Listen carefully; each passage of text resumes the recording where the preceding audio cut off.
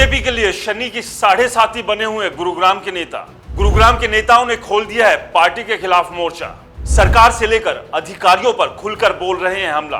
अरबों रुपए के घोटाले से लेकर अधिकारियों की लूट का कर रहे हैं खुलासा। अपनी ही सरकार की पोल खोलने का नेताओं में चल रहा है कंपटीशन। राव इंद्रजीत सिंह और राव नरबीर सिंह के बाद और नेता भी दौड़ में हो गए हैं शामिल। जीएल शर्मा और समय सिंह भाटी ने भी अधिकारियों के भ्रष्टाचार की खोल दी है पोल। नमस्कार दोस्तों, मेरा नाम है राजकीय वर्मा और आप देख रहे हैं रिपोर्टर जी। अगर आपने चैनल को सब्सक्राइब नहीं किया तो दोस्तों सबसे पहले रिपोर्टर जी चैनल को सब्सक्राइब जरूर कर लीजिए। चलिए बात करते हैं हरियाणा की राजनीति। हरियाणा की राजनीति में हड़कंप आया हुआ है।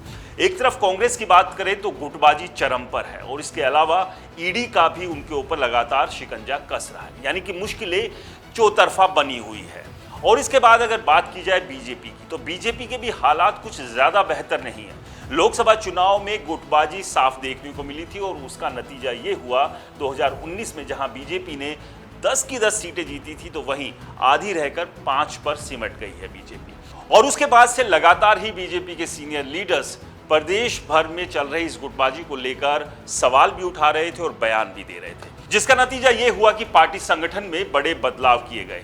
लेकिन इस सबसे हटकर बात करते हैं गुरुग्राम की। गुरुग्राम के नेता लगातार बीजेपी के लिए मुश्किलें पैदा कर रहे हैं। एक के बाद एक अलग अलग बयान गुरुग्राम से जुड़े नेताओं के आ रहे हैं, जिसकी शुरुआत गुरुग्राम लोकसभा से सांसद और केंद्रीय राज्य मंत्री राव इंद्रजीत सिंह ने की थी, जिसके बाद दूसरा नंबर पूर्व कैबिनेट मंत्री राव नरबीर सिंह का रहा, जो लगातार अधिकारियों के भ्रष्टाचार पर बोल रहे हैं। और अब इसी कड़ी में 2 और नेताओं के नाम शामिल हो गए, जिसमें बीजेपी के सीनियर लीडर जीएल शर्मा और हरियाणा किसान मोर्चा के पूर्व अध्यक्ष समय सिंह भाटी भी है।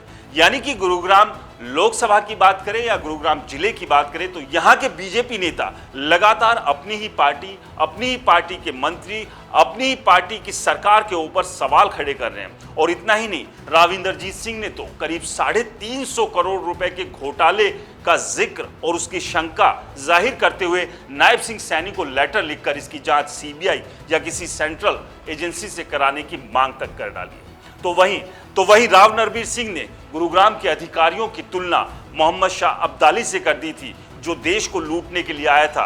राव नरबीर सिंह का कहना है कि ये अधिकारी भी इस शहर को मोहम्मद शाह अब्दाली की तरह लूट रहे हैं, यानी कि भ्रष्टाचार चरम पर है। तो इसी कड़ी में जीएल शर्मा का भी यही कहना है कि भ्रष्टाचार और अव्यवस्था गुरुग्राम में लगातार पैर पसार रही है, यानी कि अधिकारी बेलगाम हो चुके हैं।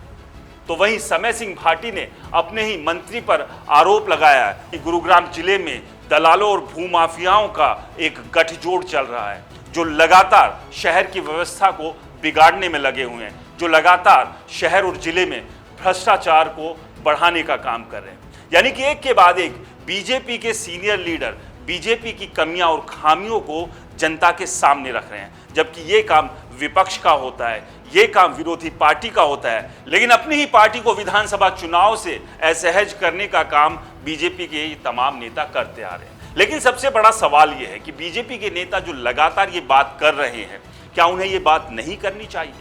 बिल्कुल करनी चाहिए, क्योंकि ये जनता के नुमाइंदे हैं और जनता इनसे यही उम्मीद करती है कि वो जनता के हक की बात करे। अगर कोई अधिकारी भ्रष्टाचार कर रहा है और अगर कोई घोटाला हुआ है तो ये जिम्मेदारी इन नेताओं की ही बनती है। और ये नेता बेबाकी के साथ अपनी ही पार्टी, अपनी ही सरकार के खिलाफ इस तरह के बयान दे रहे हैं, तो ऐसे में इन नेताओं की तारीफ तो बनती है। वो अलग बात है, राजनीति में इस तरह के नेताओं के बयान और इस तरह के नेताओं को पार्टियां बगावती कहती है। आपको क्या लगता है? हमें कमेंट्स कर जरूर बताएं। रिपोर्टर जी चैनल को अगर सब्सक्राइब नहीं किया है तो चैनल को सब्सक्राइब करना ना भूलें।